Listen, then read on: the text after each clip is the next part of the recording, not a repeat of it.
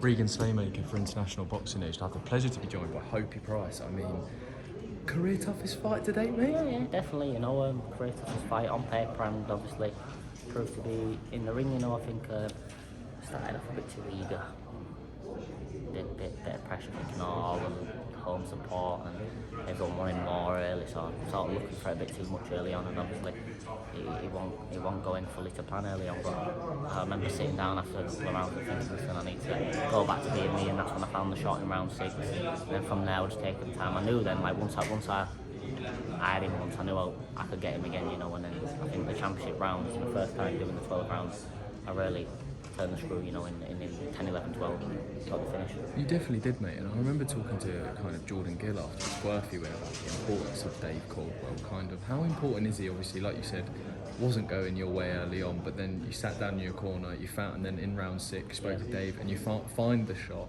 How important is Dave kind of getting those answers? Very important, me and Dave's got a very good relationship, we have a conversation in the corner. It's not like he's so, but tonight obviously he had to tell me, listen, you need to go back to being yourself and to turn it on his head here a little bit, and obviously that just give me a bit of kick up the arse, and that's when I started being myself, and I found them shots, and then once then I was he just reminded me, don't rush, take your time, and he told me in them last few rounds, he went, listen, this is when you pull away, put your foot on the gas now, I want to believe it. I did, and that's why I got them knockdowns, and obviously took him out in the 12. But it's very important to have someone like Dave in your corner, but if you don't listen to him, then obviously, clearly, sometimes things go a little bit wrong when you start listening to goes right, so it makes you realise how great it is to have a good coach.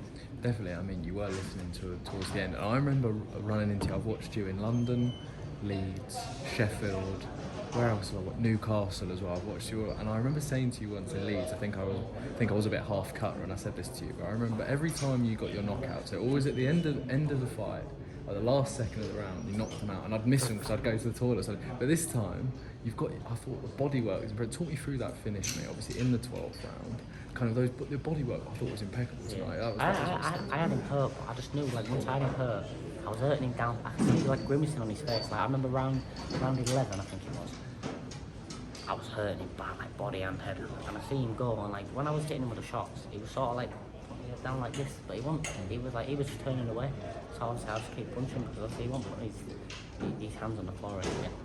And then I just thought, listen, he's trying to put his hand up to his face, back down to the body, up to me, nicked it up. He didn't know when it's coming from, and when I was changing the angles, that's why I think I took him out. I didn't go looking for the perfect shot like I was doing earlier on in the fight. I was just boom, and that's what ended up paying off. Definitely, I think the press conference is about to start. My final one, mate. Nathaniel Collins next. Is that next for you? Yeah, the British title's definitely next to me. I believe he's going to fight in November. So depending on what happens with that situation and what happens with the belt, then I'm in line to fight for the British title next, and that's what I want. So. Perfect. Hopey Price, you're a legend. Thank you very much.